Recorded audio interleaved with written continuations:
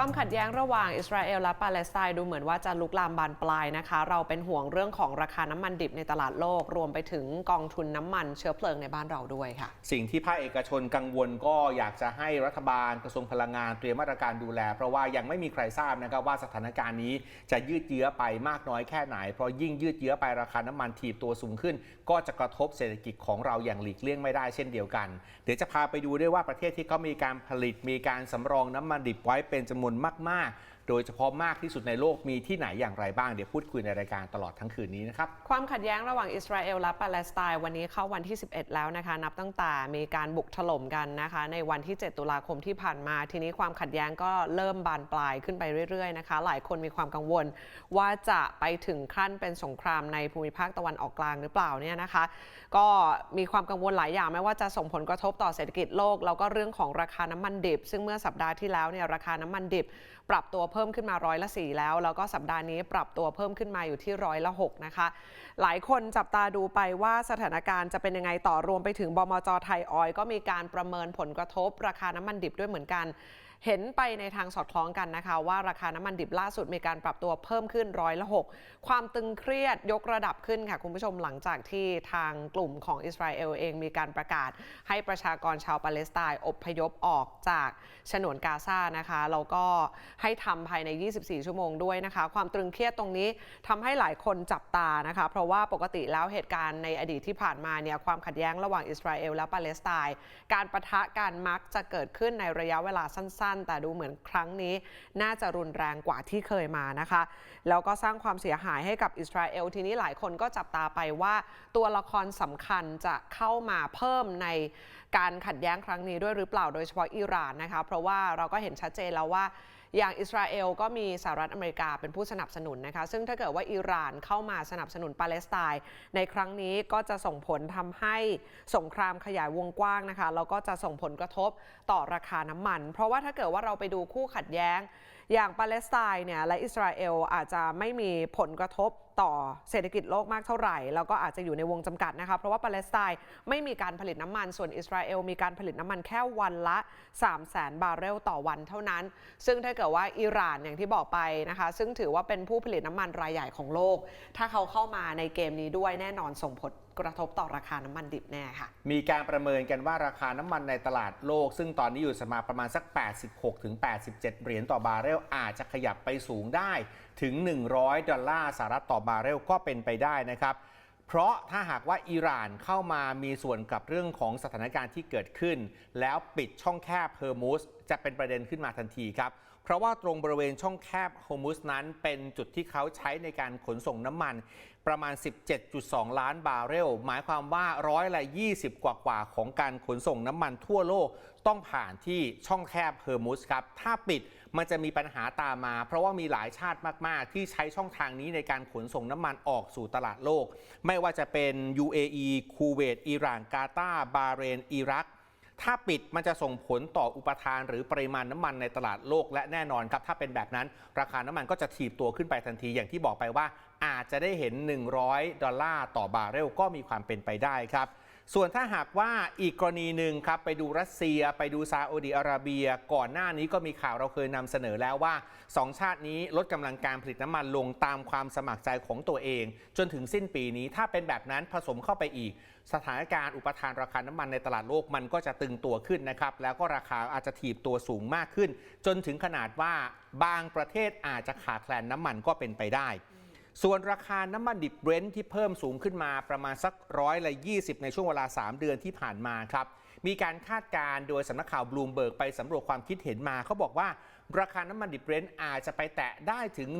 $150ต่อบาร์เรลก็ได้ครับถ้าสงครามที่เกิดขึ้นถ้าความรุนแรงที่เกิดขึ้นที่ตะวันออกกลางณขณะนี้ขยายวงกว้างมากยิ่งขึ้นไปกว่าเดิมนะครับและถ้าอิหร่านเข้าไปเกี่ยวข้องด้วยตามข้อมูลที่เราทราบกันในโดยทั่วไปก็คืออิหร่านเป็นผู้สนับสนุนกลุ่มฮามาสนะครับเป็นกลุ่มติดอาวุธที่ทั้งสหรัฐและก็ยุโรปนั้นขึ้นบัญชีดำในฐานะที่เป็นกลุ่มก่อการร้ายแล้วก็มีข้อมูลว่าอิหร่านยังสนับสนุนกลุ่มฮิสบอลเลาะห์ซึ่งก็เป็นกลุ่มติดอาวุธอยู่ในเลบานอนด้วยนะครับข้อมูลจากบลูมเบิร์กประมาณการต่อไปอีกด้วยครับคุณผู้ชมว่าเศรษฐกิจโลกโดยถ้าหากว่ากระทบจากสถานการณ์ที่เกิดขึ้นอัตราการเติบโตอาจจะเหลือแค่1.7%เท่านั้นนะครับ และจะเข้าสู่ภาวะเศรษฐกิจถดถอยผลผลิตของทั้งโลกจะลดลงเหลือ1 ล้านล้านดอลลาร์สหรัฐครับย้อนกลับไปดูในอดีตสงครามอาหรับอิสราเอลตอนปีคศ1973 50 ปีผ่านมาแล้วนะครับหรือว่า 2516 ตอนนั้นมันนำไปสู่การคว่ำบาตรน้ำมันเกิดภาวะเงินฝืดแล้วก็เกิดปัญหาในระบบเศรษฐกิจอุตสาหกรรมเป็นเวลาหลาย10 ปีทีเดียวครับปัจจุบันเราเพิ่งจะฟื้นจากสถานการณ์ตัวเลขเงินเฟ้อช่วงก่อนหน้านี้สงครามในประเทศที่มีการผลิตน้ำมันอาจจะทำให้ปัญหาเงินเฟ้อขึ้นมาได้อีกครั้งหนึ่งซึ่งมันก็ต้องจับตาดูเพราะว่าจะมีไทม์ไลน์ที่น่าสนใจที่เกี่ยวพันกับเรื่องการเมืองระดับชาตินั่นก็คือการเลือกตั้งประธานาธิบดีของสหรัฐอเมริกาที่จะเกิดขึ้นในปีหน้าด้วยครับไม่ใช่แค่เศรษฐกิจโลกเท่านั้นที่น่าเป็นห่วงแต่ว่าเศรษฐกิจสำหรับประเทศกลุ่มเกิดใหม่อย่าง emerging market นะคะอย่างประเทศที่เขากำลังพัฒนาอยู่ในตอนนี้อย่างอินเดียแล้วก็อินโดนีเซียอันนี้ก็น่าเป็นห่วงเหมือนกันเพราะว่าเจอเรื่องของความไม่แน่นอนทางด้านภูมิรัฐศาสตร์แล้วก็มีหลายขั้วด้วยนะคะในตอนนี้และยังมีเรื่องของราคาน้ำมันที่อาจจะแพงขึ้นแล้วก็เรื่องของค่าเงินดอลลาร์สหรัฐที่อาจจะแข็งค่าขึ้นด้วยนะคะนักเศรษฐศาสตร์ก็เลยมีการประเมินกันแบบนี้ว่าผู้คุมนโยบายต่างๆในกลุ่มประเทศเหล่านี้ก็กำลังประเมินผลกระทบของอุปทานน้ำมันแล้วก็เศรษฐกิจด้วย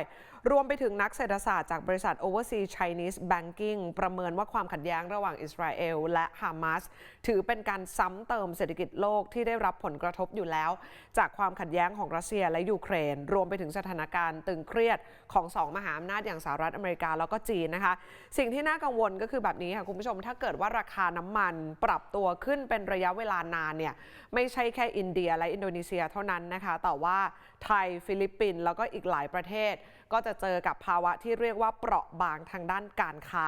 แล้วก็อาจจะขาดดุลบัญชีเดินสะพัดนะคะและการขาดดุลการค้าก็จะส่งผลทำให้เม็ดเงินนั้นไหลออกจากประเทศเหล่านี้มากขึ้นด้วยค่ะทีนี้ถ้าไปดูมุมมองของนักเศรษฐศาสตร์ของไทยอย่างอาจารย์พลายพลคุ้มทรัพย์อดีตคณบดีคณะเศรษฐศาสตร์มหาวิทยาลัยธรรมศาสตร์อาจารย์มองว่าสถานการณ์ราคาน้ำมันที่เกิดขึ้นในขณะนี้ซึ่งเป็นผลพวงจากความขัดแย้งที่เกิดขึ้นในตะวันออกกลางและจริงๆแล้วก็มีอีกหลายพื้นที่ที่ขัดแย้งกันอยู่อาจารย์ประเมินว่าสถานการณ์ในตะวันออกกลางณตอนนี้น่าจะยืดเยื้อค่อนข้างแน่นอนครับแต่ประเด็นว่าวงมันจะขยายกว้างหรือเปล่าอันนี้ยังไม่มีใครตอบได้สถานการณ์น่าจะยืดเยื้อแต่ยังไม่รู้ว่าจะขยายวงกว้างมากไปกว่านี้หรือไม่สิ่งที่น่ากังวลก็คือราคาน้ำมันในตลาดโลกเพราะว่ามันจะยิ่งกระทบกลับมาในบ้านเราก็คือสถานะของกองทุนน้ำมันเชื้อเพลิงมีโอกาสจะติดลบได้อาจารย์ดูตัวเลขยกมาที่ประมาณ 130,000 ล้านบาทก็คือเหมือนช่วงที่ต้องอุดหนุนราคาดีเซลกับก๊าซหุงต้มภาคครัวเรือนตอนสถานการณ์โควิด -19 ปัจจุบันนี้เนี่ยกองทุนติดลบอยู่แล้วประมาณ 68,000 ล้านบาทครับใช้เงินกองทุนวันละ400 ล้านบาทเฉลี่ยก็คือเดือนละไม่น้อยกว่า400 ล้านบาทถือว่าเป็นสถานการณ์ที่หนักหนาของกองทุนน้ำมันเชื้อเพลิงมากทีเดียวนะครับปัจจุบันนี้จริงอยู่ราคาน้ำมันในตลาดโลกอาจจะยังไม่ได้สูงมากนักมีบางจังหวะที่ย่อลงมาด้วยซ้ำไปแต่สถานะของกองทุนนั้นแย่ลงเรื่อยๆเพราะว่าต้องใช้จ่ายในการดูแลนะครับและยิ่งถ้าหากว่าราคาน้ำมันในตลาดโลกตามที่พูดเมื่อสักครู่นี้ว่าถ้าหากว่ามันขึ้นไปถึง$100ต่อบาร์เรลสถานการณ์จะยิ่งหนักไปกว่าเดิมอีกภาระของกองทุนอาจจะติดลบทะลุ100,000 ล้านบาทไปเลยก็ได้ครับต้องจับตาว่า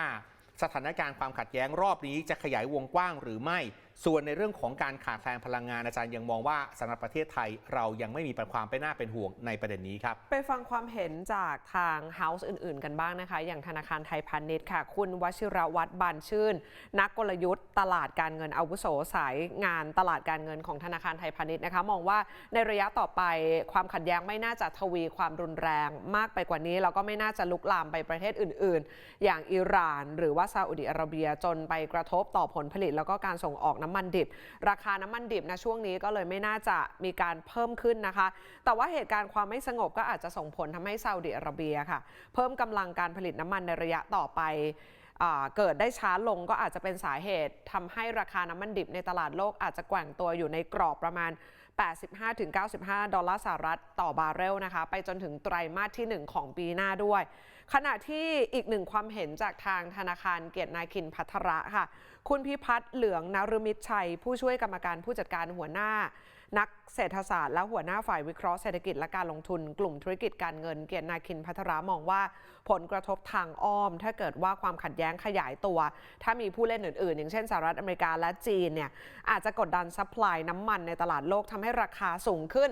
แล้วก็ส่งผลทำให้ไทยจะต้องนำเข้าน้ำมันราคาแพงขึ้นจนอาจจะนำไปสู่การขาดดุลการค้าได้นะคะรวมไปถึงราคาน้ำมันถ้าปรับตัวขึ้นจริงถ้าแพงขึ้นจริงก็อาจจะส่งผลกระทบต่อดุลบัญชีเดินสะพัดเพราะว่าปัจจุบันราคาก็ยังอยู่ในช่วงที่กำลังอุ้มราคาน้ำมันดีเซลไม่ให้เกินลิตรละ30 บาทอยู่ด้วยค่ะคุณพิพัฒน์มองว่าสถานการณ์ที่เป็นอยู่ณขณะนี้เชื่อว่าเป็นไปได้น้อยที่จะขยายวงจนกลายเป็นสงครามตัวแทนครับถ้าหากว่าสถานการณ์ยังอยู่ในวงจำกัดนะครับกระทบต่ออุปทานน้ำมันไม่ได้มากนักเพราะว่าอย่างที่เราทราบว่าตรงที่จุดเกิดเหตุไม่ใช่ฐานการผลิตน้ำมันที่เป็นฐานหลักนะครับและยังไม่ใช่ช่องทางการเดินเรือขนส่งน้ำมันเป็นหลักด้วย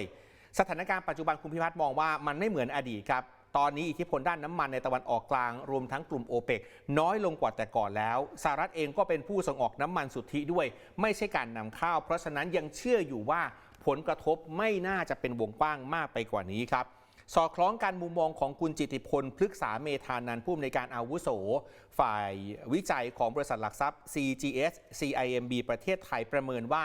ในกรณีเลวร้ายที่สุดสงครามขยายตัวคิดว่าราคาน้ำมันจะขึ้นไปเต็มที่จริงๆก็ประมาณสัก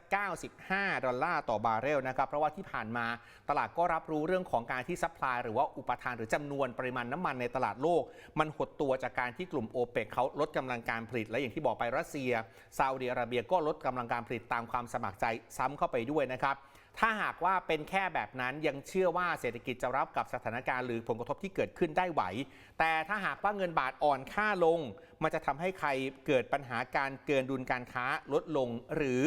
อาจจะถึงขั้นขาดดุลการค้าได้เหมือนกันในระยะเวลาที่เหลือของปีนี้ต่อเนื่องไปจนถึงปีหน้าด้วยครับไปอัปเดตตัวเลขการค้าเดือนสิงหาคมแล้วก็8เดือนแรกของประเทศไทยกันนะคะเฉพาะเดือนสิงหาคมล่าสุดเรากลับมาเกินดุลการค้า$359 ล้านสหรัฐค่ะส่วน8เดือนแรกนะคะของปีนี้ประเทศไทยยังคงขาดดุลการค้าอยู่ที่$7,925 ล้านสหรัฐส่วนดุลบัญชีเดินสะพัดก่อนหน้านี้กระทรวงการคลังก็ประเมินว่าปีนี้นะคะน่าจะกลับมาเกินดุลตามการเพิ่มขึ้นของจำนวนนักท่องเที่ยวต่างชาติตอนนี้เราเปิดประเทศแล้วนะคะนักท่องเที่ยวต่างชาติเดินทางเข้ามาเยอะมากน่าจะส่งผลทำให้ดุลบัญชีเดินสะพัดในปีนี้มีแนวโน้มที่จะกลับมาเกินดุล$4,200 ล้านสหรัฐหรือคิดเป็น 0.8% ของ GDP ไทยค่ะขอบคุณที่ติดตามรับชมรายการ Business Watch นะครับคุณผู้ชมอย่าลืมกด Subscribe กดไลค์กดแชร์กดติดตามกดกระดิ่งเตือนในทุกๆช่องทางออนไลน์ของ TNN16 ด้วยนะครับเพื่อจะได้ไม่พลาดทุกๆรายการสดและคลิปวิดีโอที่มีความน่าสนใจอีกมากมายครับ